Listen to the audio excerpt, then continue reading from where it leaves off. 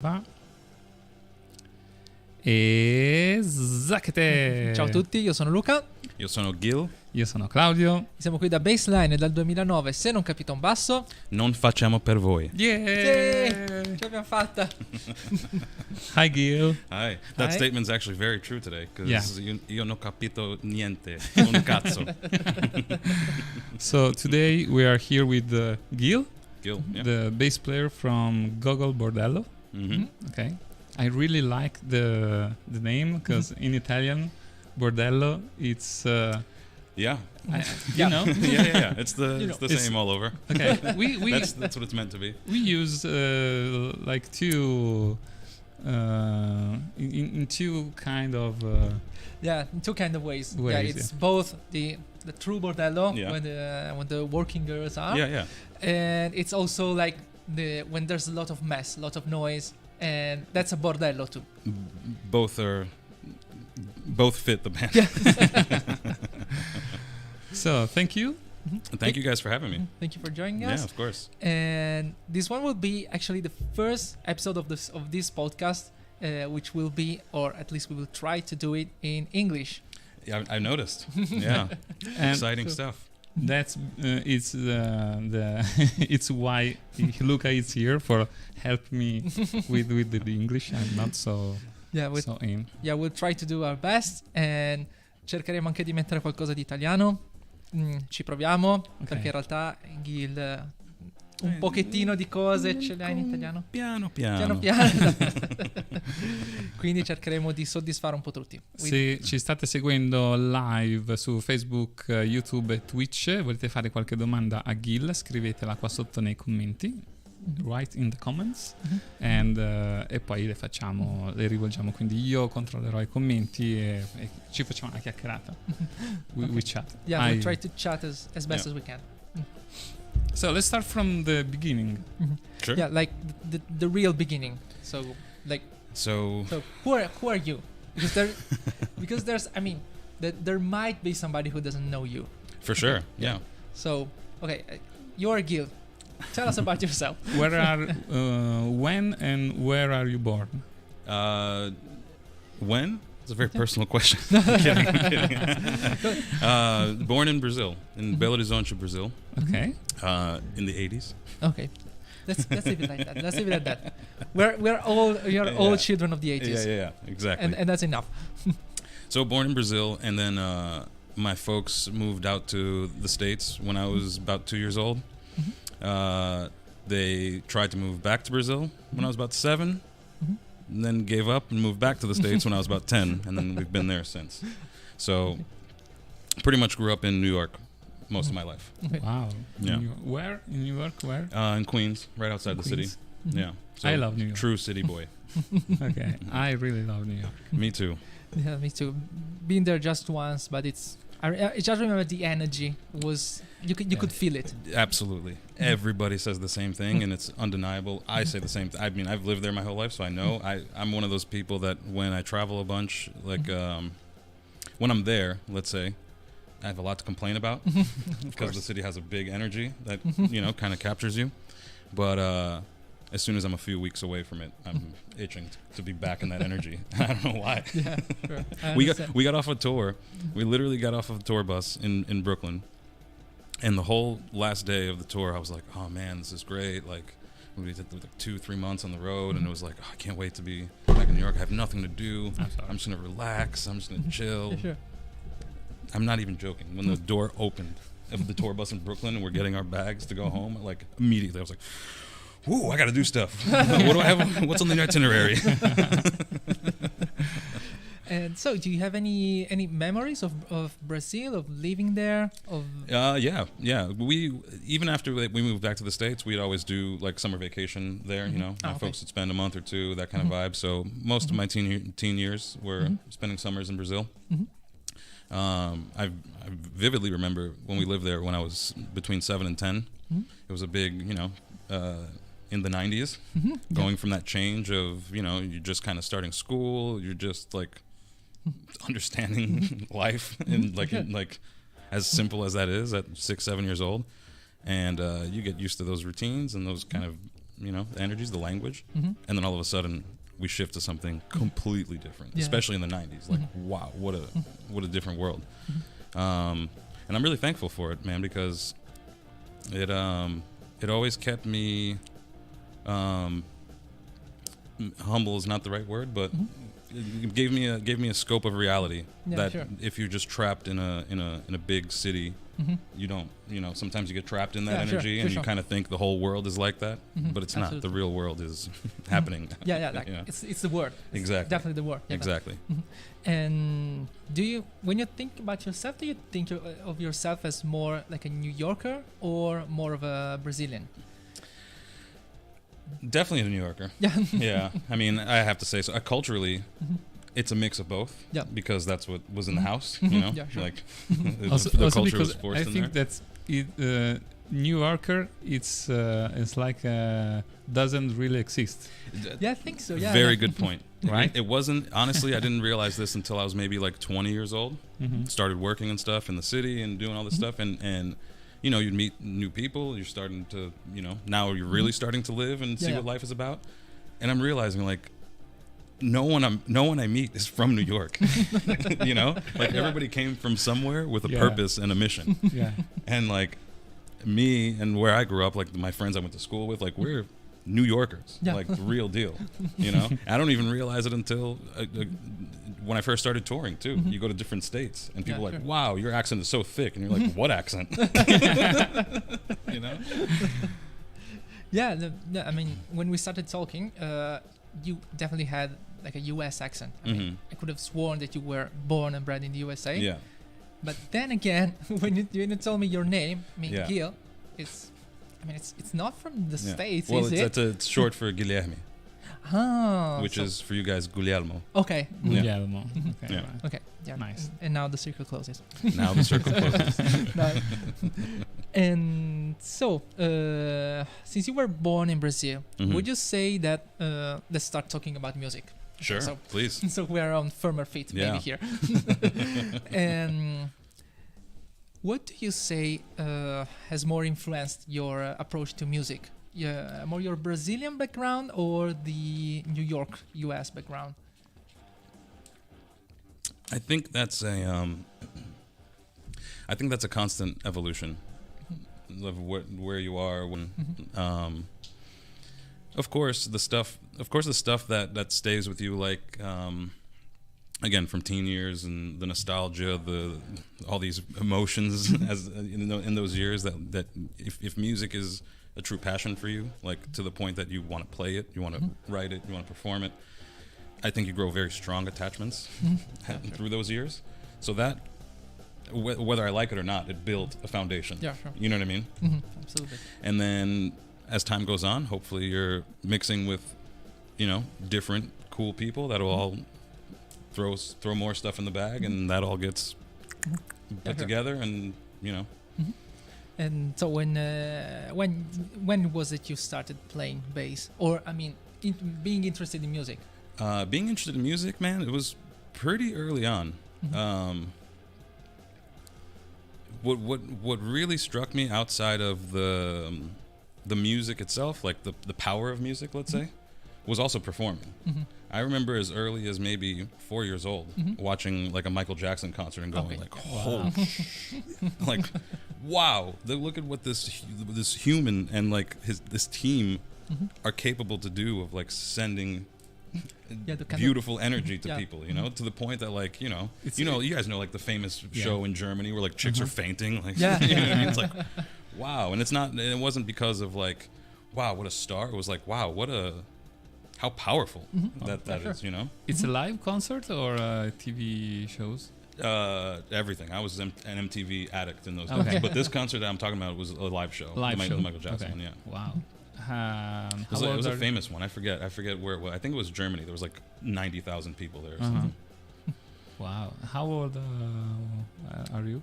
How old am I now? Yeah. 30. No, in when that happened? Yeah. Michael Jackson was probably around 4 years old, man. I have like vivid memories.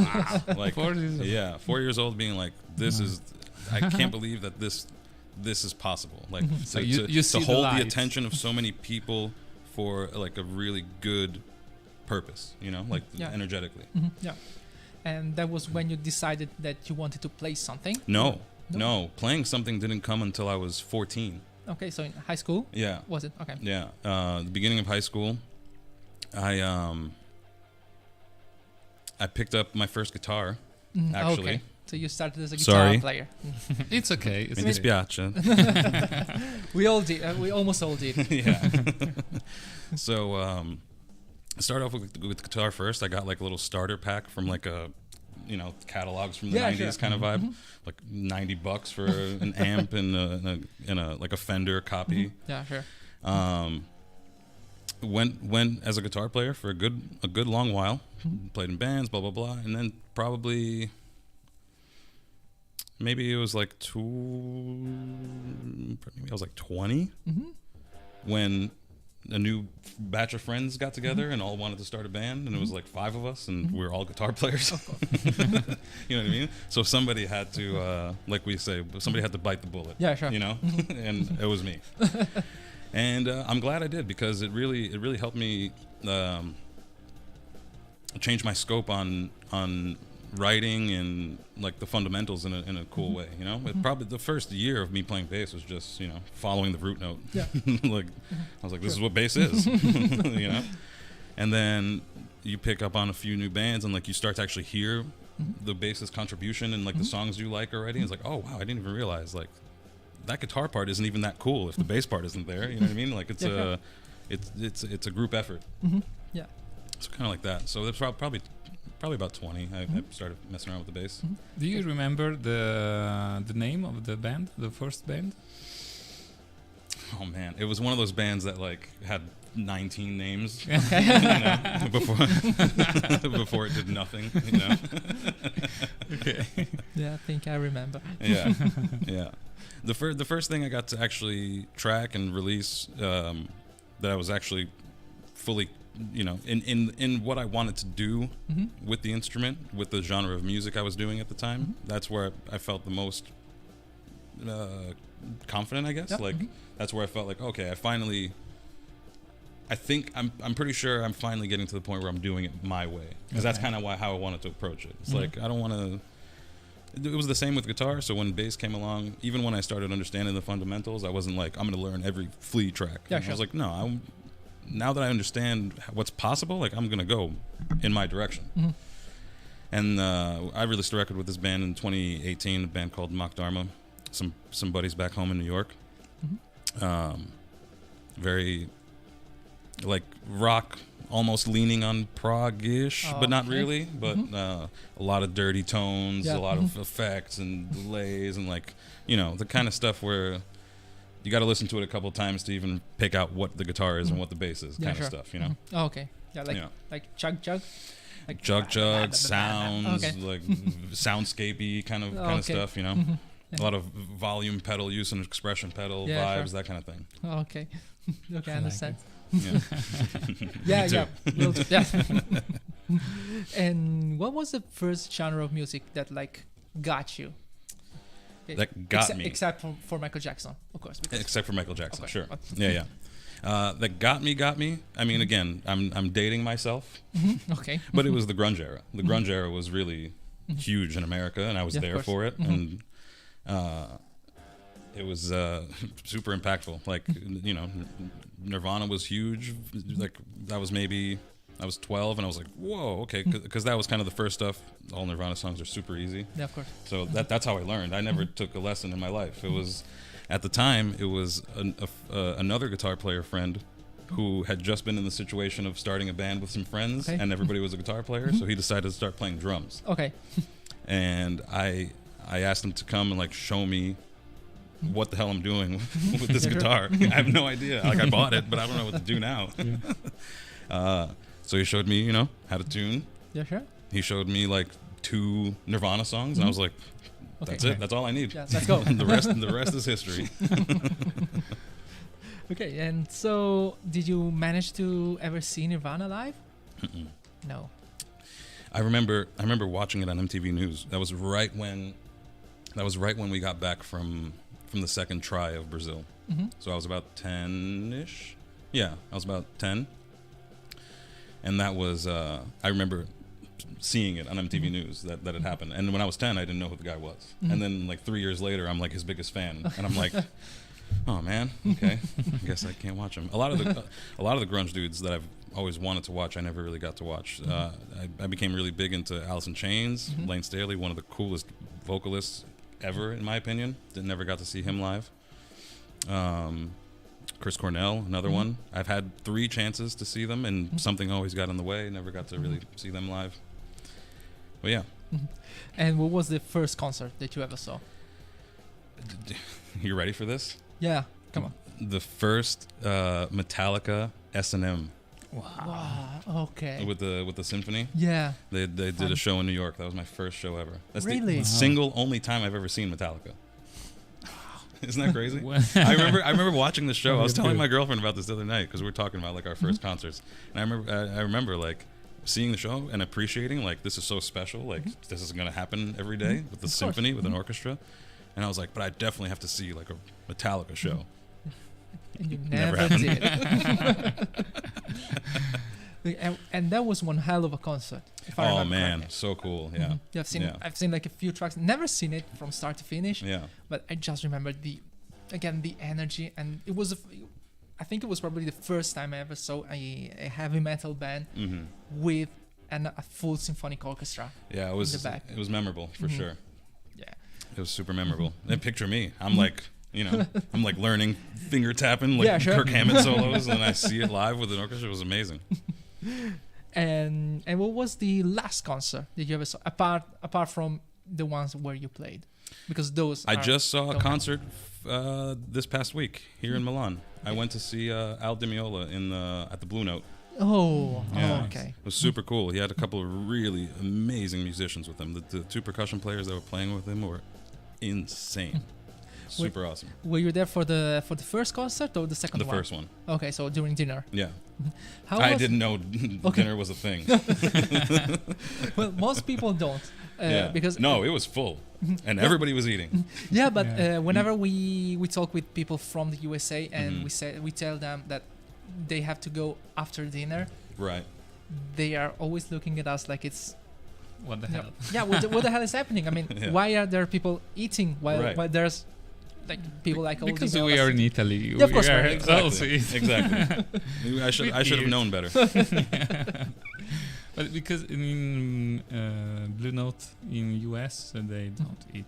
Yeah, of course. They just don't. Of course they don't. Just listen to music. Okay. Yeah. But I mean. And drink. This is the normal. But I mean, that should be the norm. Yeah. But anyway, you guys do a lot of funky things here in Italy. Yeah, we do. You have some really weird rules about stuff. You've been here long in Italy? I've been here a few times now. I'm dating a beautiful girl from Lecce, but she lives here. So this is my outside of coming with bands, this is my 3rd time in Italy. Okay. My first time really spending a bunch of time in Milan too, which has been nice. How long will you be staying? I leave on Monday. We start the tour in Ireland on the 24th, and that would make about a month that I've been here.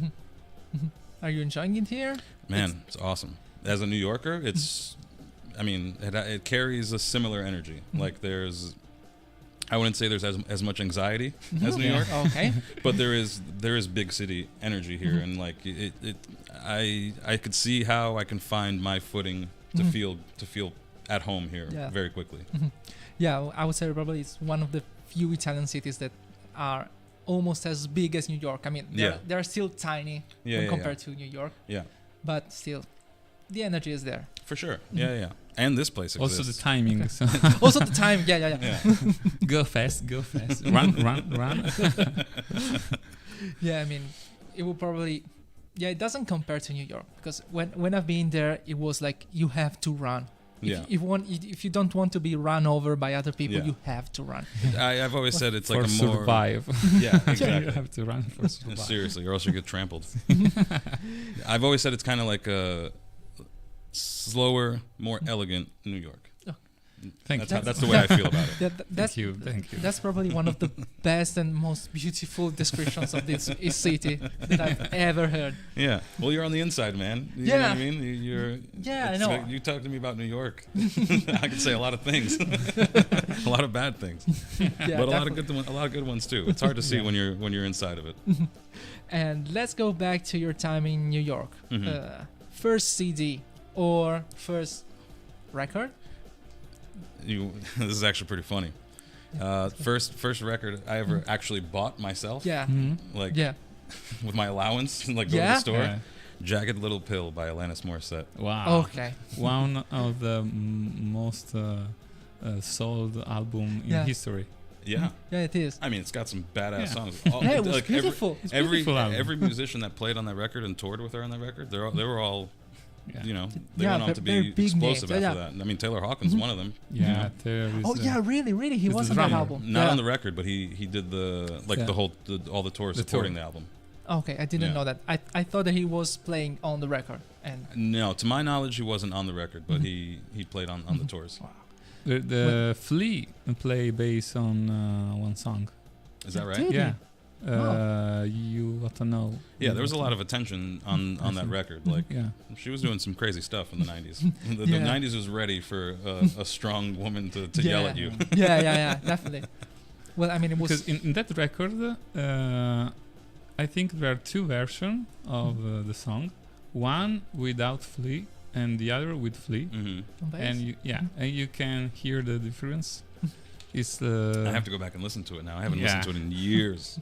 The one that plays on the radio, it's the one with Flea. Okay, that makes sense. Sure, all the Fleaisms. Yeah. Well, way better than mine. Mine was Aqua. But that was huge here in Europe, right? It was huge. I mean, it was huge in the States too, but I think you guys, like, it was huge for different reasons. I think in America we knew it was a joke. I think you guys are like, this is sick. Yeah. Wow. But it was sick. It was sick. It was fantastic. Whatever floats your boat. Yeah. I mean, I'm still listening to it from time to time. I mean, whenever I like... When you need inspiration? No, I mean, it's just I have my library on iTunes and I just let it go, and sometimes one or two tracks like drop by. I'm a Barbie girl. I don't like that one actually because so they're one of those bands that like they're one of those bands like, dude, don't worry about the single. Yeah, forget the single. Listen to the record. Everything else, and the record was quite good. Yeah, I mean, if you're into Eurodance or Europop, or what was the name? It was fine. It was fine. Yeah. And they also make a reunion. They did. Yeah, is that right? This year I think, or I think last year or something. Yeah, and they played in Milan. I never got to see them. That's a shame. But you know, maybe they'll reunite again. Yeah, I hope so. What was your first record? Something punk, I'm sure. I don't really remember. I think a Green Day album. But just because I have a brother that is 10 years older than you. Than me. So you got force-fed style. Yeah. He buy every week. He buy a CD. Yeah. And I was your brother in my house. Okay. My brother grew up with like all the stuff I just one of my first I remember one of my favorite album is the Batman, the first Batman. No, are you talking about the Batman Forever soundtrack, the one with the Seal song? Not Batman Forever, but the first Batman with Tim Burton. Oh, really? The theme song. Yeah. That it's made by Prince, I think. Yeah, there was a track by Prince. Yeah, right. Yeah. It's sick. It was sick. I listened to it because I like the cover. Sure. Yeah. And then that's for all the kids out there to realize. Like, you don't know what it was like for us. Like, sometimes you have to, you have $10. Yeah. You can only get one CD, and you just look at all the covers. Like, Yeah. which Which one looks is the cooler? Yeah. Like This one's got books. chicks on it. So. Yeah, sure. Sure, let's go with that one. like books, Yeah. no? Yeah. Yeah. You see right. the books cover and Right. choose. And then Dookie from Sure. Green Yeah. Day, Mhm. because he has two of one it's open and the other one it's closed, because I think it was a gift, Okay. Mhm. and he used to listen just one and the other one Just keep it for. keep it first. And I am curious, come si dice? Curious. Yeah. Curious Mhm. if they are the same. So I I ripped it Opened up. it? Yeah. I open it and listen one and the other Yeah. to see if it's Sure. because I don't understand why he would has keep one. two of Yeah. that. And then I realized that it's the same CD. But I listened to it and I'm quite impressive about the energy, and it's Oh, for sure. That album was just how it starts Yeah. is so awesome. yeah. I think I was maybe 8 years old. Mm-hmm. So I'm growing up with cartoons, Sure. themes, and then I listen to Green Days and blows my mind, Mm-hmm. and then it's history. Stickers on everything. Patch. Yeah. Rip this. And do you remember your first bass? Okay. Yes. Do I? Well, you remember your first guitar. You have to remember your first bass. Yeah. I remember my first bass. My first bass was like a hand-me-down. Somebody just Mhm. literally gave it to me, like one of those like starter Yamaha basses. Okay.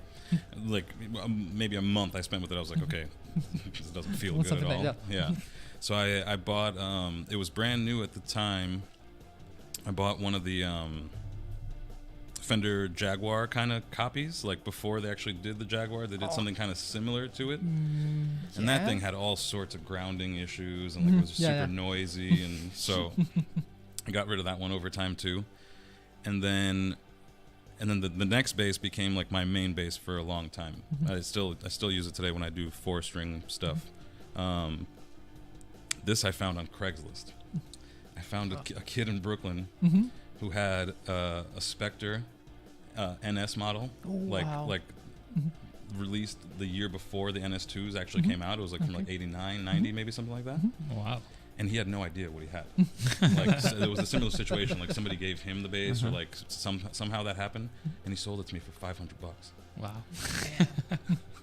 And I felt bad, and like I was asking, like, so why are you selling this? You know, I wasn't gonna tell him. Yeah, of course. You should be charging me a lot more money. But I asked him, like, why are you selling this? And he was like, oh, I'm actually. I want to start playing drums instead. I'm gonna use the money and buy like a starter pack of cymbals. Sure. Blah blah blah. I was like, okay, cool. I went home. I'm playing with the bass. I'm like, wow, this thing is amazing. I cannot believe I just bought this for so cheap. Take my money. I had a shared studio space at the time with like a few different bands in New York, and there was a starter pack of cymbals there that like nobody used ever, and I took it and I drove it to the kid's house. I didn't even tell him. Like I drove to Brooklyn and I called him. I was like, "Are you home? Come outside." And I just gave it to him. I was like, "Here, dude, have these cymbals. Use the money for something else." You know what I mean? You can buy yourself a nice snare or something. Yeah. Like take the starter pack of cymbals because I feel guilty. I mean, that was so nice of you. Dude, I felt bad, man. Like I realized how good I feel. Like I finally had a bass that I owned that I was like, yes, like now I feel it. I wasn't gonna, I felt like I robbed him. Yeah, sure. I think in Italy maybe never happens. No, it would never happen here. Never. No, maybe they will say, oh, okay, I'll pay you a coffee, like something like that. Okay, and then we're good. But I don't know if it will ever happen. I mean, it's not like we're thieves. Right. It's just that whenever we see a good deal, Dude, we I take don't, it. I don't know that would happen in America or Brazil for that matter either. You know what I mean? I don't know. I'm very. I've always been very cautious with Yeah, sure. my energy in this world. It know, it who was I interact with, how I we give and receive all day Yeah, without being conscious of it. You know, the more you can pay a little more attention to, you know, create the balance Yeah, and things, the better. Well, it was a nice gesture. I mean, I think your karma was on point there. Yeah, I think so too. I mean, I still have it. It still serves me super well. You know, it's an amazing bass. Okay, so it's one of those made in America, of course. Yeah. Well, of course they weren't making those outside of America. Yeah. So I think at that time they were still making them in Korea too, if I'm not mistaken. did they? Yeah. I think at one point in the 80s they did them in Czech Republic too, if I'm not mistaken. Yeah. I had one. Aero. Yeah. it Those are was- supposed to be really badass. I've never touched one in person. Those were, yeah. The one I had, it was really, really good. It wasn't marked Spector. It was like SSD, which stands for Stuart Spector Design or something like that. And it was a 5 strings, neck through body, EMG pickups. Oof. It was heavy as hell, and it destroyed my shoulder. Yeah. But it was so good. That's how you know it's a good one. Yeah. Yeah, unfortunately I sold it because I was stupid. Okay. Well, now you own a shit ton of bases, so. Yeah, well, those are not all of those are mine. Actually, none of those are. Yeah, no, mine are upstairs. Upstairs, yeah. Yeah, are all there, so I can see them. Which one is the last one, the last bass that you... The one I've been using Both. now with Gogol, a Reverend Mercalli FM5. That... Yeah, this guy. Oh, that's the one. Yeah, that's the guy. Wow. Yeah, super sexy instrument. I lucked out with.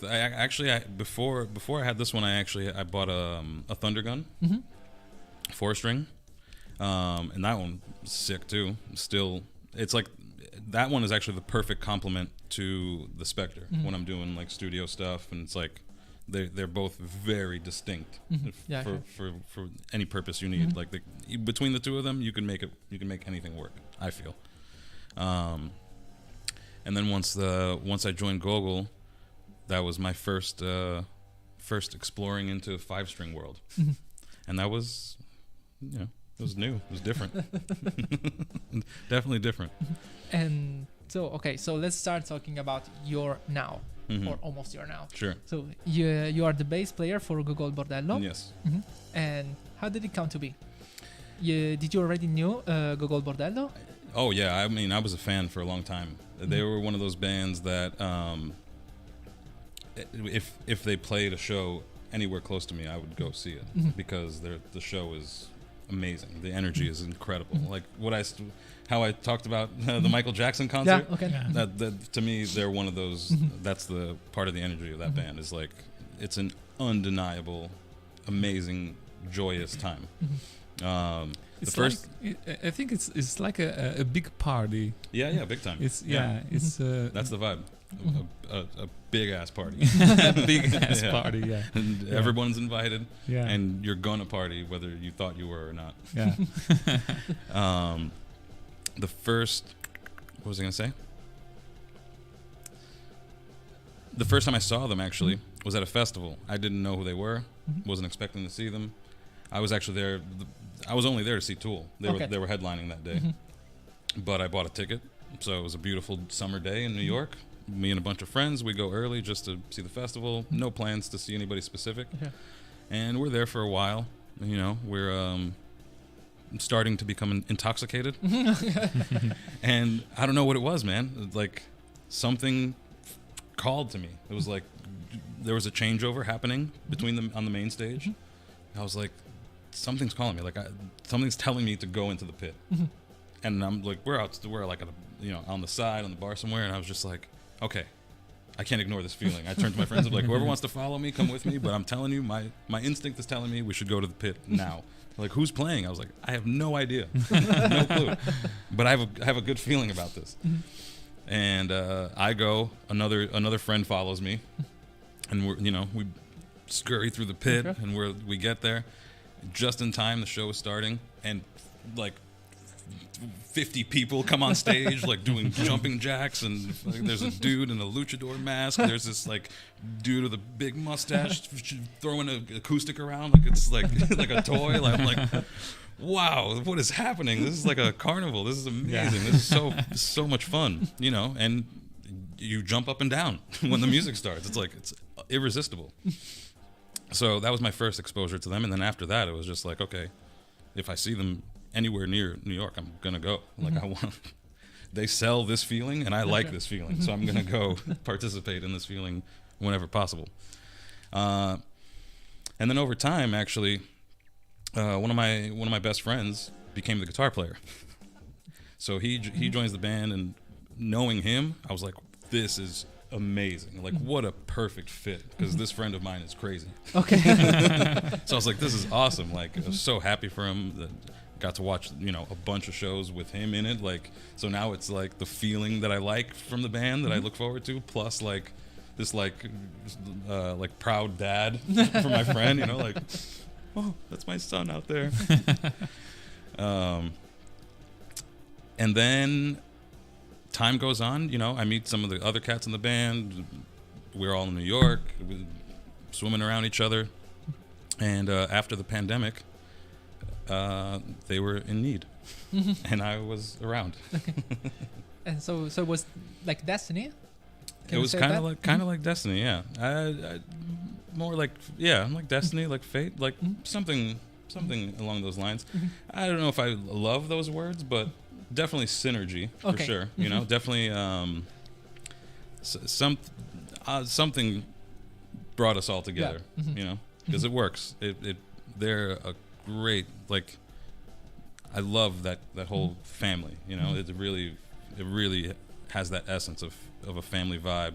Everyone's super cool, super respectful of each other, super different from one another, but where everybody meets in the middle creates like this really cool vibe that the band gives off. So I'm incredibly happy and proud to be a part of it. And what year was it? So 2019, 2020? I joined in the end of almost the end of 21. Yeah. And it was really my first everything about me coming in was very short notice. I was on the newest record that just came out, Solidarity, and that was like literally from one day to another. It was like, hey, I need a bass player. We're here. Can you come here? Yes. I go. 2 days later, the bass parts are recorded. Done. And I think, at that time I was just like, okay, I did a nice favor for these dudes, my homies, get a cool record. Sure. I get a nice, cool credit because of it. Great. Yeah, that's it. Yeah. Job's over. They're going to go find, something else to do. Some legendary dude to take a position. And I was wrong. And and being wrong made me very nervous, because I had a certain amount of time that I could have been learning the material, and I didn't. So at the time, then there was the band does a set of New Year's Eve shows every year in the Northeast, like New York, DC area. We kind of do 4 or 5 shows, and I knew that was coming, and there was maybe about 11 days to where I actually realized I'm the guy that's going to be playing the bass at those shows. And I had like 44 songs to learn in those 11 days. Okay. And there was not going to be a rehearsal, so just cold into a 2-hour show. Yeah, so you just had to be there and start playing. Yeah. And again, the part about it for me that was really nerve-wracking was not getting the material. Yeah. It was living up to the energy that I want out of this band. Like now I'm a part of it. So like I can't, you know what I mean? Like I can't, that's the part I want to succeed in. The material is like, if I had the 11 days, in the first 3 days, I was like, I need to learn everything now. Because by the 8th day, I want to be able to play all of this, like sweating, and know that I can do both. I can execute and also perform at the level that I expect out of the band. So not being like your classic bass player who stays in the back and just the goes, corner. Right. There's not a lot of that in this band, which excites me. I love that. Again, the performing part is by far my favorite part of it, like the drive into music to begin with. Not that I don't dig bands that stand there and do it. It depends on the genre. It depends on the vibe, But this band is not one of those. This band is like, you gotta you get to perform and be there and jumping. I mean, the first tour I learned, like, I need to be sweating before the show starts. Like, for me to have a good show, like your muscles, your flow and everything, like, I like to have a nice sweat going before the show even starts. So, I mean, your audition for the band was like the recording process, basically. Yeah. Wow, that's crazy. Not nerve-wracking at all. No, not at all. Not at all.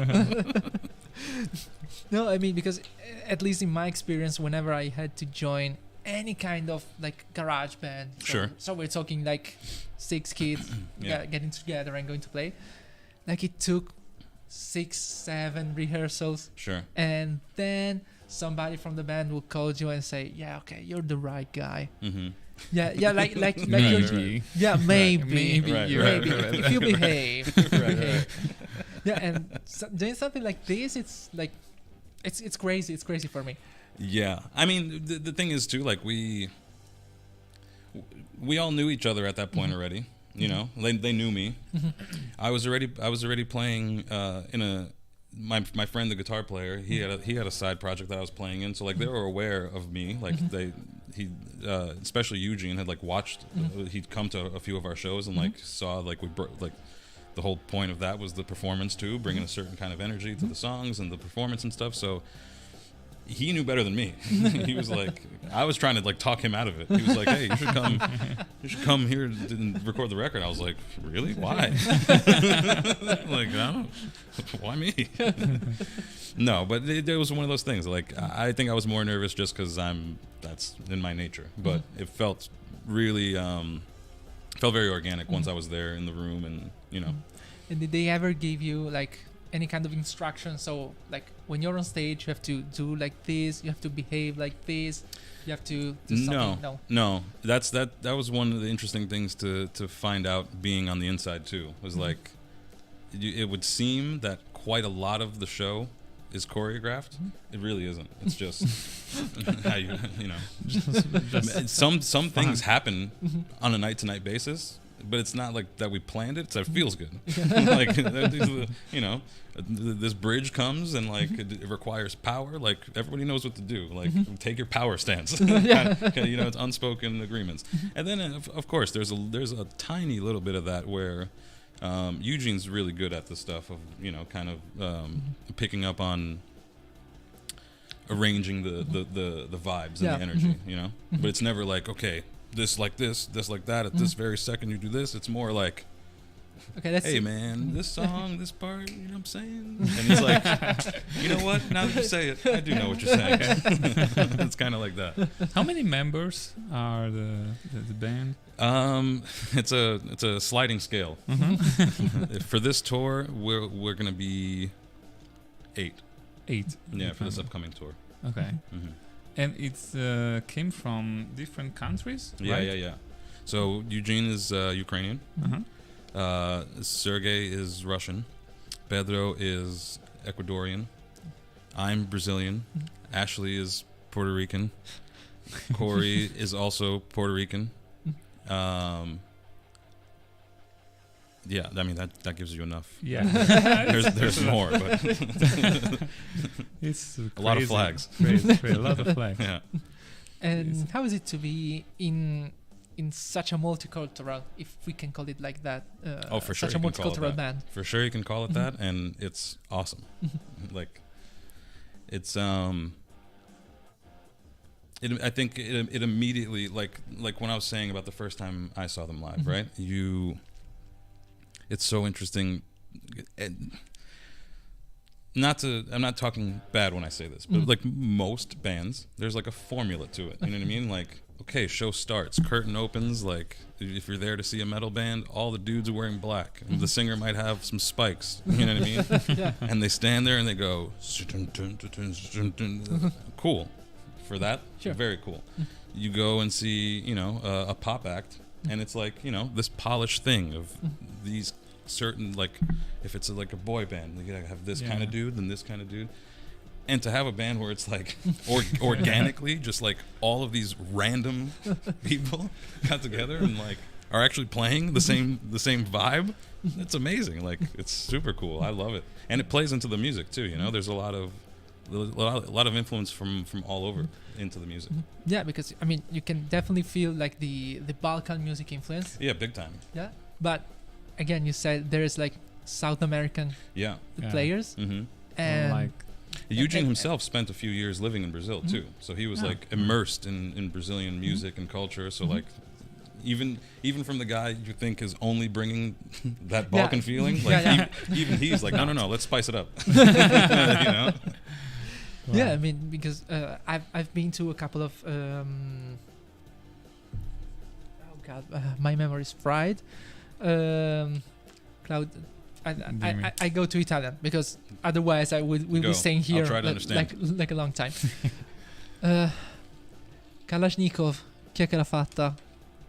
Oh Gesù. Che ne so. Ok, so please somebody help me in the comments. Ragazzi, aiutatemi l'artista che ha fatto Kalashnikov. Ce l'ho sulla punta della lingua, non mi ricordo più. But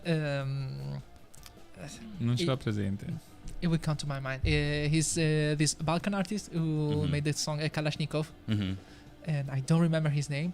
And that show is quite literally a Balkan show. So it's like for a couple of hours you are in the Balkans. Right. You are in Bulgaria, and you are there. So whenever, when I started listening to Gogol Bordello, which admittedly I never listened to much. I'm sorry. I will I will start from now. And the influence was there. It was really organic, as you were saying. Yeah. So it was the melting pot. Right. So it was almost like New York in musical format. Sure. Bregovic dice. Goran Bregovic. Goran Bregovic. Yeah, okay. Sì. Grazie Agostino. Grazie Agostino. Grazie mille. I saw them and the energy was like that. Yeah. So you had to jump, and after 2 hours you were like sweating all over. You couldn't stand upright. It's the best. Yeah, it's the best. It's also a really mix of like ska, punk attitude, and a lot of different genre. It's for sure. It's amazing. Yeah, I mean the point kind of is that a lot of it, like the foundation, even if it's not very explicit, the foundation is very much from a punk place. Yeah. Also, not so punk. Like the sounds, music, but what we like a really punk attitude. Yeah. That's what I mean more so. Yeah, it's like the way. That way. Yeah, the vibes of punk. Yeah. And the music is. I see also the band enter in the punk rock museum. Yeah. Eugene was there a couple weeks ago. I saw on his stories doing like a guided tour with some fans and stuff. It looks cool. I can't wait to check it out. Yeah, it's a museum, punk rock museum in Las Vegas. Yeah, it's like legit. Yeah, it's made by Fat Mike. I don't think he made it, but I think he has a big to do with them. Okay. I think he's going to be like one of the recurring tour guides there. Like, Okay. Very cool. I have to go there. Oh, me too, dude. Me too. I can't wait. It's crazy. One day. And how would you describe the music that you're making with Gogol Bordello? So in just like one word. I know it's beyond genre, probably. Yeah. But how would you define it? It's fucking crazy. Yeah. Well, like I'd like to correct you too, because I find this interesting. I found it interesting and kind of admirable even before I was in the band, just a fan. But like there actually is a genre, and they're the only band that's in that genre, which is gypsy punk. Punk, yeah. There doesn't exist another gypsy punk band. Yeah. There's the genre. It only exists to have Gogol Bordello in there. In Italy, we have Shandon. That it's an Italian band that mix. They mix ska, punk, right. and it's the genre. It's Punk Billy Ska Core. Oh, nice. It's a really Punk Billy Ska Core. Punk Billy Wow. Ska Core. Yeah. Yeah. just goes right out of your mouth. Yeah. Yeah. If someone's not standing on an upright bass at that show, they're doing it Yeah. wrong. Well, I think they don't actually. They No. didn't have a double bass player. No. They need to No. have. They don't even need Yeah. to play it. Someone that just needs to be on stage for them to be able to jump on it. And did you ever play a double bass with them? No. No. I've touched one like maybe 3 times my whole life. Okay. Yeah. So, oops. So let's start talk about some gear stuff. Sure. From- Yeah, we're going Yeah. into the nerdy realm. Let's of go. nerdy. Let's go. Let's go nerdy. Okay, so you are a reverend bass player. Mm-hmm. You already told us. But do you have any kind of deal with them, or are you just there? Not currently. I'm gonna be working on that. Okay, guys at Reverend, just Yeah. That- What's up? yeah. As a reverend. Let's get a party started. I really like what's this model called? The triad. The Triad. No, Yeah. Let's That make one- a let's make a that one 5-string was- of that, boys. Let's go. That one is the decision. The Decision. Yeah. The decision. Oh, the, sorry. the Triad. Sorry. The Triad's the one you showed me the other day with the 3. Yeah, with with the the pickup three pickups. selector. That's cool too. Let's get both of those with 5 strings. Huh? I like it. And it was actually very funny. You came here. What was it? 2 days ago? 3 days ago? Probably almost like like a week ago. Yeah. Yeah, and you were here and you were looking for the triad, and we just saw them. Yeah, yeah. Just sold it on right, Saturday. And I mean, you were very cool about it, but Yeah. I could feel that you were a bit sad. I was. I was. No, it's super cool, man. The tone possibilities with a thing like that is really, really awesome. To have it simple with a pickup selector. I never understood why more bass companies don't do that. Yeah, I don't. I mean, there's not a lot of weirdo bass players out Yeah. there. I'm one of them. That's why I want it. Yeah, but I mean, basses with 3 pickups, it's my jam. I love them. Yeah, for real. Love them. Yeah, somebody loves just precisions. Mhm. Yeah, I won't say any names. I couldn't tell. yeah, couldn't you? And how did you come to discover Reverend basses? Again, through my friend Boris, who I played with in a band called Hey Guy. He was messing with them, and he had a few of those guitars. He was playing with them with us, a few different models. He was playing some of them with Gogol, and I, as also a guitar player, like I would mess around with them. I was like, man, this sounds so good. And then especially what I loved about the guitar stuff, aside from the quality is really amazing, especially at the price point that they have. But the pickup company, I guess, is like a sister company to Reverend. And what really amazed me, because the band we played with together, he was using a lot of like really, really drastic fuzz stuff, like really insane. But the music was very like articulate. Okay. So he was doing like these really amazing, beautiful figures with like a dirty, dirty fuzz tone. Okay. And the pickups could handle it like a dream. Like you slam that thing, and it was like a full-bodied chord. You know, Yeah, like sure. usually when you do that stuff with fuzz pedals, it's like, you know, the bottom end kind of like kind of craps it's like, out the it's rest like of the white rest of the noise. tone. Yeah. Like white noise and nothing else. And that didn't happen. I was like, wow, this is really cool. I wonder what the basses are like. And then I got myself the Thunder Gun. Played with that in that band for a while. Loved it. And then it was, you know, an obvious choice of who to try first when I was embarking on my 5-string journey. And it was your first 5-string. First 5-string, yeah. Yeah, that was took a little getting used to. Reverend Mercalli. Yeah, the Reverend Mercalli 5. Mhm. Yeah, we won't be putting a link for it because it's live, so we can't. But you can go to our website bassline.it and you can find it there. Yeah. Okay, just a little, And buy it. just one more. Yeah. Yeah, if you want, if you If you want. It's not like we're forcing you, but if you want. Try them. They're amazing quality instruments for the price point. Like I said, I'm far. It's not. I don't see much of a difference between a Mercalli 5 and some of the other large name Okay. 5-strings I've tried before. You know, I actually prefer it to some of them. Uh-huh. The weight, the feel. That's my taste. And also, it should be very comfortable because since you're playing these very long shows, very energetic. Yeah, It should feel like an extension of your body. for sure. Yeah. So it shouldn't hinder you or weight too much. Yeah, I mean, do I wish it was lighter? A little bit wouldn't hurt.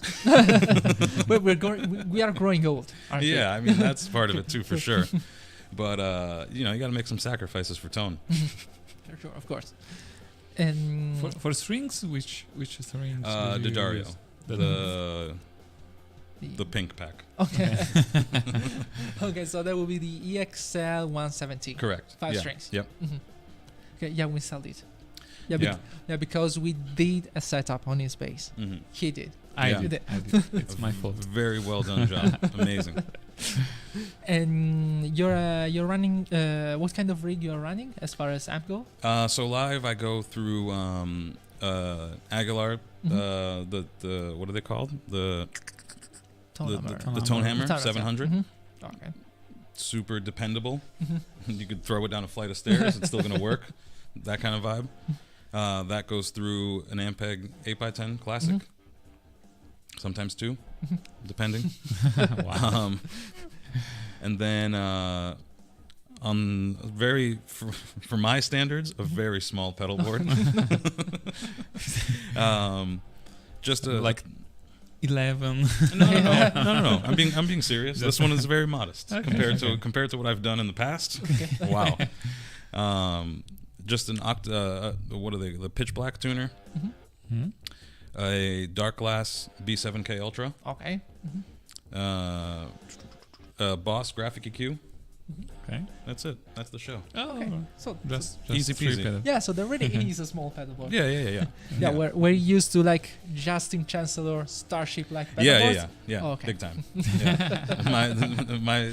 my pedal board that's sitting at home that's I haven't used in quite a while. I haven't needed to use it.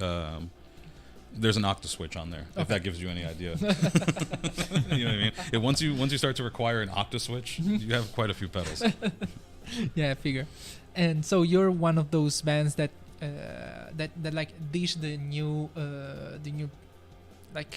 fashion of having like a silent stage. You're going there with your amplifiers at full force. You mean like stage volume? Yeah. Yeah. So I mean, at least in metal, there has been this. All the tendency of- Kempers and the Axe Effect yeah, stuff, exactly. all this kind of stuff. And Yeah, I don't like that. as a bass player, it's very weird. Like as a bass player, it's really really weird. Also, Blink 182 for this tour, it's a silent stage with it's no amp.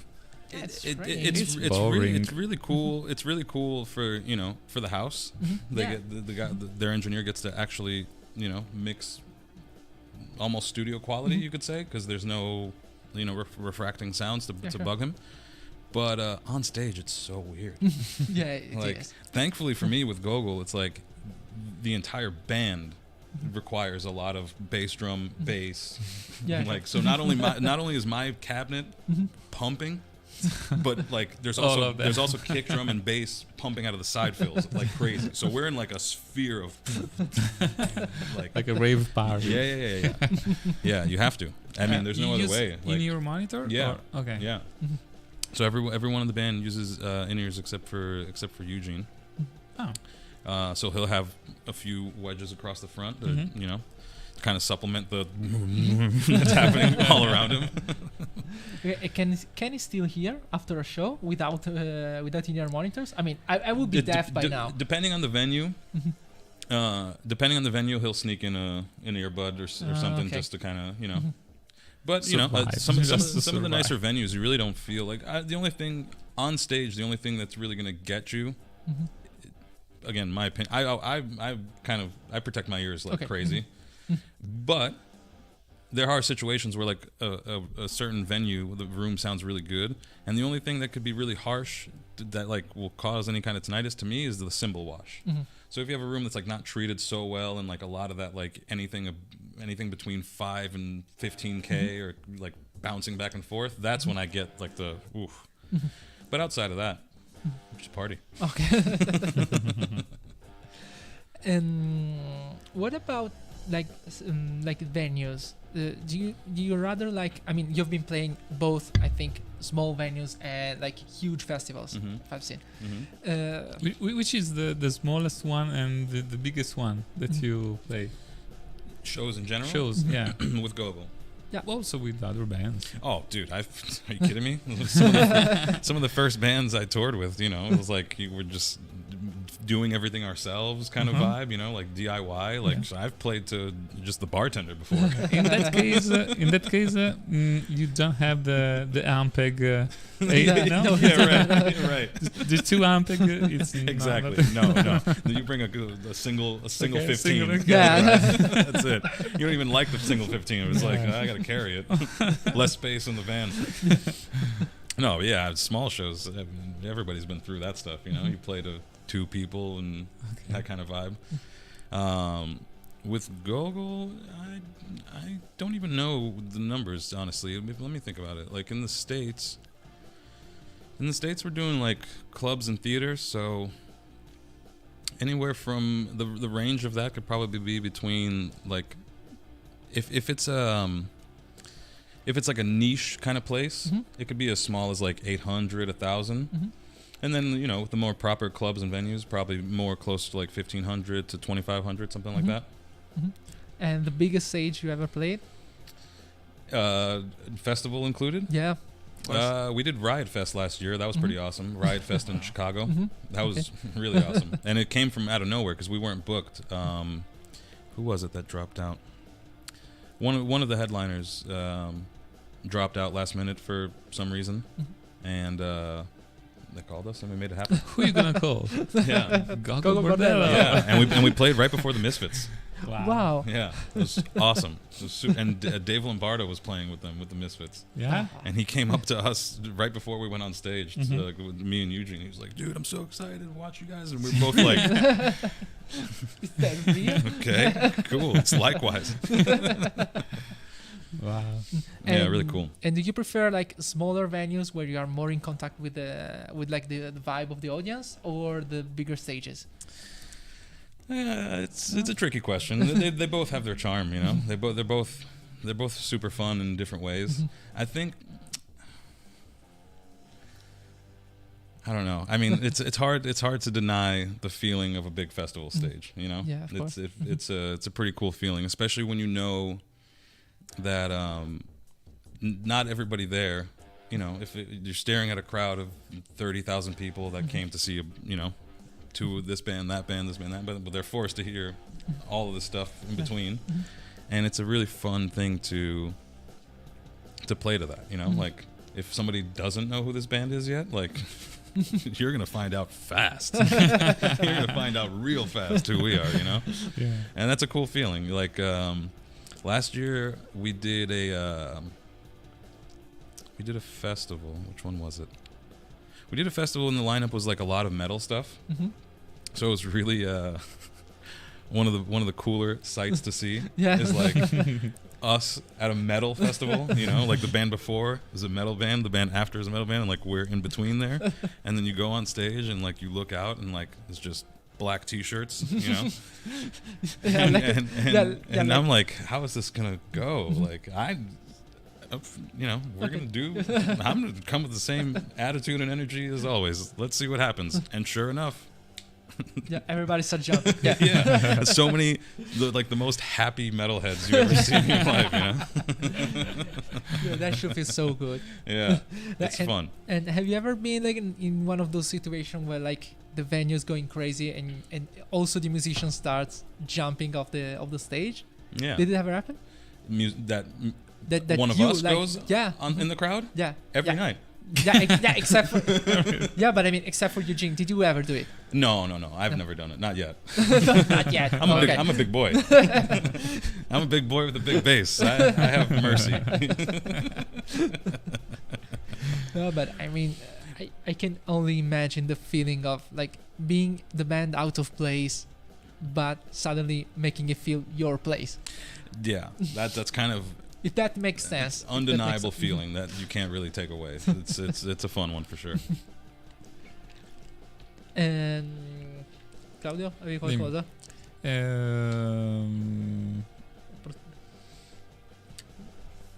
Let me think. Vediamo se Abbiamo c'è qualche qualcuno. domanda?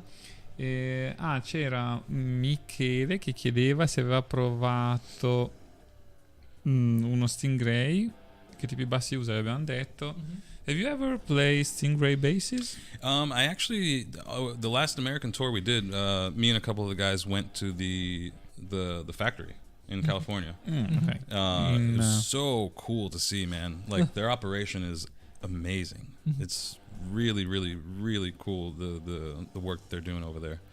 I actually did think about the Stingray for a while. I almost did something crazy and bought a bass, with no purpose, just for myself. Yeah, just to have it. What do they call it? The Dark Ray. Oh yeah. The Stingray with the dark glass components. Oh man, that looks fun. We try one. That looks really, really fun. Yeah, we had cool. one.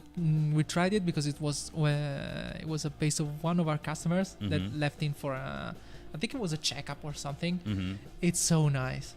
It's so fun having the distortion right here. Dude, so cool. If they were 6 years earlier, I'd have 3 of them by now. when I was playing that kind of stuff all the time, and I had a reason to, I would have made an excuse. No, I'm playing all this overdrive stuff, and I need, one in white, one in black. One Yeah, I mean, figured. Abbiamo altre domande? Io volevo chiedergli se aveva qualche racconto divertente da farci, se gli era successo, se gli era capitato qualcosa di particolare, qualche cosa pazza. Okay, so did anything crazy, like really crazy, happen to you during one of your gigs with Gogol Bordello? Yeah. Okay, yeah. Yeah. Okay, yeah. Let me rephrase that. What's the craziest thing?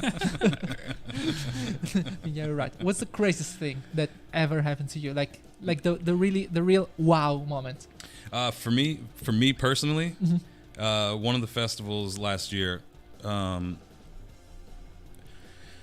So when we tour in the States, we have these ego risers, like for the front of the stage to stand on, and they have these lights built into it. So when you stand in a certain way, lights come from the bottom. Very, very cool. But they're also super heavy. So I had spent a lot of time getting used to that being what we use. Okay. And again, I'm a big boy with a big bass, and most of the time when I feel the moment to use that thing, I do it with a lot of momentum. Okay. I kind of like hop on it, jump off of it, kind of vibes. But this festival in Europe, we weren't using that. We were using like the standard ego risers that they provide, which is just a 2x4 deck on legs, right? On a stage. Okay. So we're doing this festival, and this first big moment comes that I'm like, I'm gonna jump on this thing, and I do it with momentum as usual, and I literally slide like I'm surfing. Luckily for me, like, man, I was so I slid for real, like probably a meter. And the stage is festival stage, super tall. Yeah, sure. You know what I mean?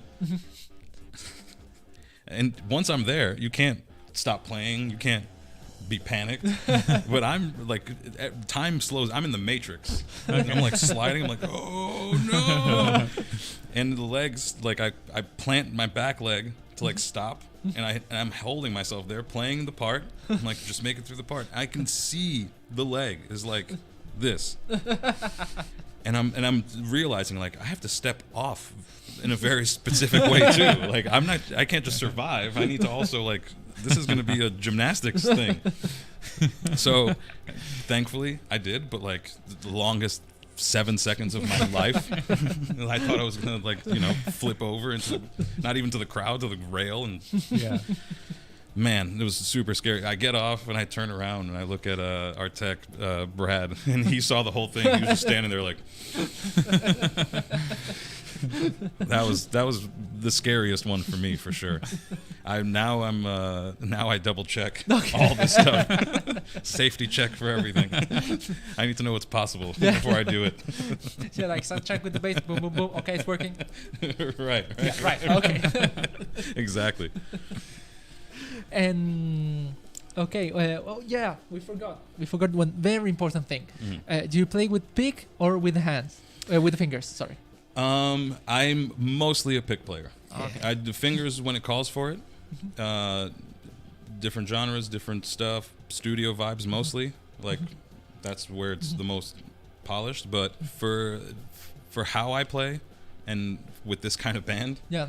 I can't afford to go back and forth. Like in theory, it would be amazing to go back and forth, but between the energy, the sweat, there's different sections within a song that I could say this should be fingers, this should be pick. Instead, I just cheat. Yeah. I do pick all the way, and I do a lot of EQ and gain staging stuff to kind of emulate. And you know, it's not a constant. It's kind of like different approaches to playing with a pick, because you're mimicking like a finger sound, and you know, but nothing a graphic EQ and can't help you with. Which pick do you use? I use the green Dunlop picks. I think it's like the The point 88. 0.88. Point 8. Yeah. Yeah, Nice. with the rounded edge. And I go through a bunch of those during Yeah, the of show. course. And strings too. I change strings pretty often for a bass player. I think, to my knowledge, I probably change strings every third show, just because of sweat. Seriously, like they start to. The sad part is, like, we know, like, the more you let the strings settle, the more they actually sound good on the instrument. Yeah. But because of all the sweat, the tactile part of it gets lost. You know? Yeah. Really. Yeah. So. So it goes from feeling new and textured, and then after 4 or 5 hours of constant sweat on it, sometimes wine. Like, you know, the third day, the third show, or maybe fourth show, I'll pick it up and I'm like, wow, there's no grip at all. Like, they have to go, and it's a shame because they sound good. Yeah. Yeah. You know. Yeah. That's when it starts sounding Yeah. good. Yeah, I understand. And well. But at the same time too, though, like, because we do use in-ears, and because there's so much woofing on stage, what's happening in my ears is actually, like, very mid-rangey to kind of cut through everything else. Yeah. You know, so in my ears, I'm listening to a very different tone than what's happening in the house. Like, I'm listening to something super high mids, almost trebly, to kind of hear the notes pierce through, and then what happens post effects and in the house is what suits the completely song. different, yeah. What complements the music, actually. You know. And have you ever maybe tried like flat wound strings or Who strings? flat wound? No, Like I haven't that. yet. Yeah, because that may be. Do they survive a little longer? Well, they should. Yeah. Yeah, they should. I mean, they are already flat, so I mean they're not sticky. Right. They shouldn't. But they tend to be very. They have quite a lot of low end, and they're not that bright. Okay. So I don't know. I don't know if they would fit per se the GOGOL BORDELLO like sound. It's But- worth a try. Yeah, I mean, you probably wouldn't burn through one set every 3 or 5 gigs. Right. So Right. so they will just you maybe a little longer. Yeah. But you know, But the feeling is very. It's like a smoother feeling or a rougher Yeah. feeling. no, it's really smooth. Yeah, that's what I don't want. Okay. What I like for the show, because of the sweat, is that, like, brand new grip feeling. Okay. Yeah. Okay. Yeah. Okay. So Yeah. no flats. When you're No. not looking at what you're doing and you're going crazy, like, I need to feel what I'm doing, you know? Okay. So you're screwed. I'm sorry. Yeah. You tried. I tried to help you, but you know what? If that's what you want, I mean, Yeah. you're on your roll. Hey, man. Strings every 3 shows. It's okay. It happens. I see on the Instagram of GOGOL BORDELLO that they play with the military in Ukraine. Yeah, a Is couple like of a couple of the guys went over there last year. Yeah. Very Last year? at the time, a very secret mission. Okay. Yeah, they went over to play for the troops out there. Wow, it's Yeah. a really amazing thing. Man, like, seriously, like, some secret mission stuff. I was It's so a really secret mission. yeah. I was Secret like, show. I was so proud that you know, especially for Eugene being Ukrainian, I was so super proud that, like, he was getting this opportunity to do what we do, like, Yeah. give good energy to Yeah. his people that in a time that they need it the most. Yeah. But I was scared like a mother. Yeah, I mean, I figure. Like, but did you two go there? I Or- did not go. No, Ah, okay, I so was it I was was- actually here in Italy at the time. Ah, okay. Mhm. Yeah, So way safer. yeah, all the way south. Yeah. And also, I mean, if I remember correctly, you told me that you have a Russian member in the Yeah, band, yeah, Sergey. and so what happens? I mean, I think everything is going smoothly, but have there been any kind of tensions from the situation right now? It's all any tension is shared from the same sentiment. I would say across the whole band. Okay. I think we're all in the same position. Mhm. Of, I mean, it's if you've seen any of the stuff we've done lately, blue and yellow are all over the place. Mhm. We obviously stand with Ukraine Mhm. in their position. Mhm. Not to get overly Yeah, of political course. on this show, but Of course. we all stand with Ukraine and all for the same purpose, not just on a political level, but also on a humanitarian level. Of course, and that's the important thing. Yeah. And it's beautiful again seeing a band coming from all sides of the world and just uniting and being there and I mean just standing for a good cause, I would say, probably. For sure. Yeah. But I mean, when you were telling me that it was a secret mission and play with the troops, I did not know that. Yeah. I mean, and I don't know why I started imagining like in the 1940s, like pin-up models going to sing for the troops in Europe. And then I imagine Eugene like in one of those tight-fitting military dresses. It was kind of fun. I don't know if you did. I think not. But I mean, it could be something for the next shows. Yeah, man, it was interesting because actually they had a couple of the guys, a couple of the soldiers, like the drummer, bass player, I forget, maybe another guitar, something like that. There was a few guys that actually learned some of the songs and played with them. From the military. Yeah. So it was I see some so it was picture. like super cool. Like not only did everybody get to kind of like lift the spirits up a little bit with a little bit of lighthearted partying, but also they were included. Play together. Yeah, super cool. Yeah, it's It was really It's- fun. Yeah. And so you were telling us that you are going on tour in like a couple of weeks. Or Yeah, so? it starts up soon. Starts up on the first date is May 24th. We'll start up in Ireland.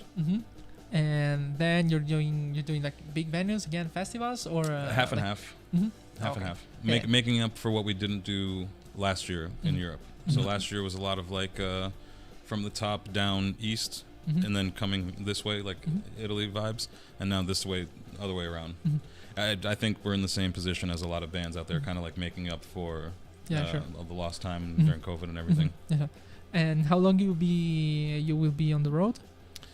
In Europe, I think is like a 5-week stretch, and then we get a week and a half off, and then we start another 5-week stretch in the States and Canada. All right.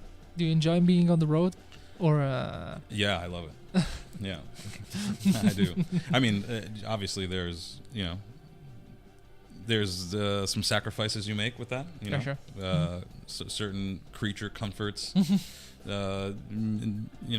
lifestyle, relationships. It's all a work in progress, but it is fun. Chiediamogli se ha qualche consiglio da dare a chi inizia a suonare. Okay. So let's imagine you are meeting somebody who wants to start playing or who already plays and wants to like go to the next level. What would your okay, my tongue is stupid, sorry. What would your suggestion be For a new player? Yeah.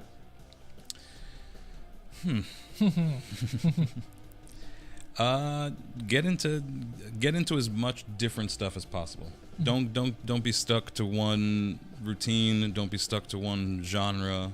The sooner, I mean, don't get me wrong. When you're starting, maybe stick to what the passion that brought you there. Get as good as you can there, and then as soon as you feel even a little bit confident that you know what you're doing there, start branching out. And remember the feeling of starting new Mm-hmm. and discomfort. Mm-hmm. And by the time you start getting even a little bit good at a couple of different new things, you don't have to work hard for it to melt into the other thing. And then you'll start feeling yourself and what you want to do, you know? Sure. Again, I came from a place where I wanted to do. I looked at the dudes that were doing it their way. The dudes that nobody was doing that kind of stuff. People were trying to copy and not doing it correctly. That's what I wanted to kind of emulate, just for my own sake of ego. Yeah. But it worked out for me, you know, because you don't have to. If being a virtuoso is your thing, there's a path for that. Everybody knows what it is. It's a lot of hard work and discipline, you know. But everybody has their own avenues to get there and to actually enjoy and hopefully one day use to inspire. You know. Yeah. So always be outside of the comfort zone, basically. Yeah. And that's a life thing too. Yeah. that's a life thing too. Don't like I'm a comfort creature kind of person. Like I love routines. I love keeping a habit, but at the same time, it's like you if you're in a touring band, especially one like us, where we're all crazy people, you have to be ready to kind of like just adapt as you go as well. You got to have a nice balance of both. It's okay to afford yourself comforts, but also be ready for anything. Yeah, sure. Like playing with Gogol Bordello. Yeah. Exactly. In 2 days. Exactly. Precisely.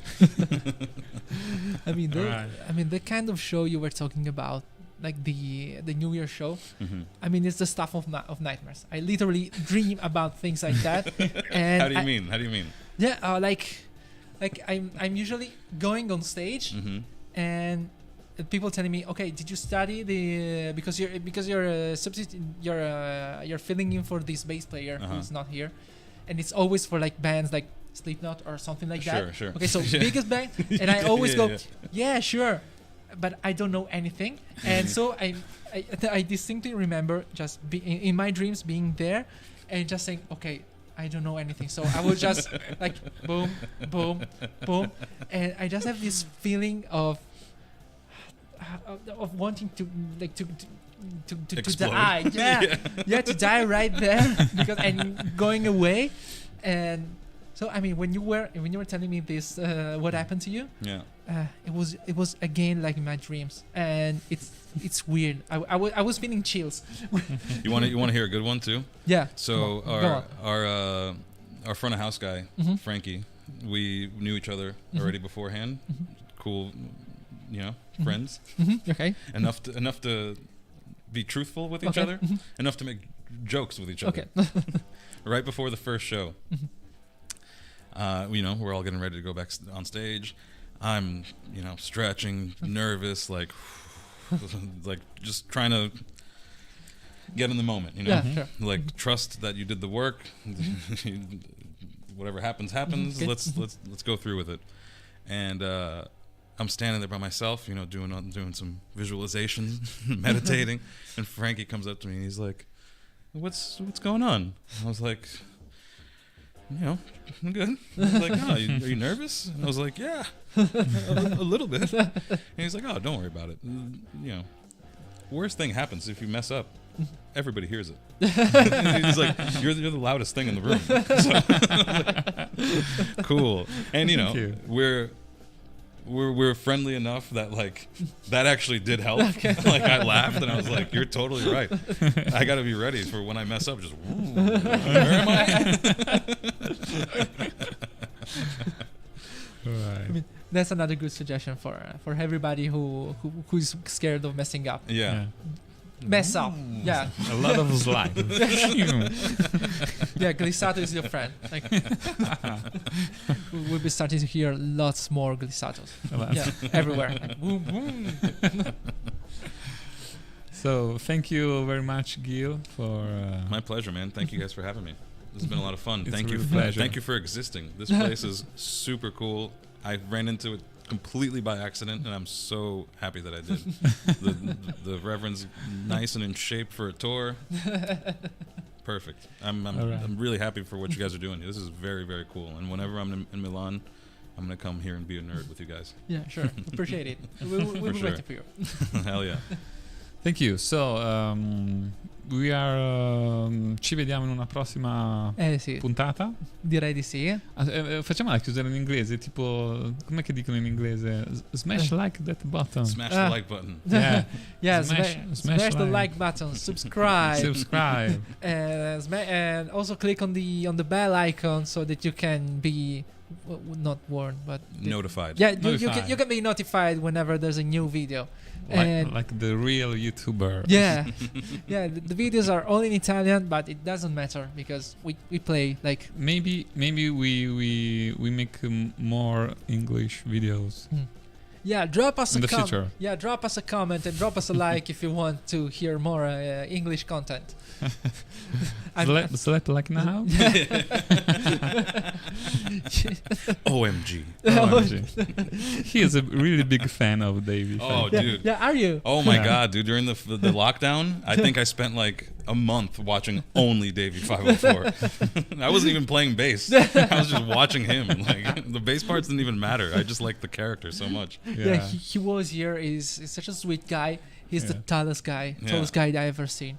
I mean, it was like towering above us. I watched one of the videos and because I was, it's so funny because I've never seen him on camera and he's like not the character, and it's funny because like he's sitting there playing for like a couple of minutes, he's like jazzing it up, and you know he's like breaking character a little bit, which for him is like just kind of smiling is already breaking character, and then he finishes playing and somebody's like, how'd you like it? And he was like, OMG, like, without missing a beat. I'm like, yeah, hell yeah, dude. Maybe we'll have it in the store again. Yeah. I hope so. Yeah. Hi, Okay. Davey. Okay, hi Davey. Ciao. What up, Davey? Okay, thank you very much, Gil. It's been such Thank a you pleasure. guys, my pleasure. And go listen to Gogol Bordello Yes. Mhm. Sorry we're not coming to Italia this time. Next year, I promise. Next year. Next okay. year. Next year we'll be here for Yeah. you. Okay. Let's do it. Ciao a tutti ragazzi, grazie mille per essere stati con noi. Ringraziamo ancora Gil. Ascoltatevi Gogol Bordello. Mettete like e subscribe alla nostra pagina. Mettete un like se vi è piaciuto, se no dislike. Non si può più. Hanno tolto i dislike. Ah sì, va bene. Sì. E ci vediamo al prossimo video. E ci vediamo al prossimo video. Grazie Ciao. a tutti. Ciao.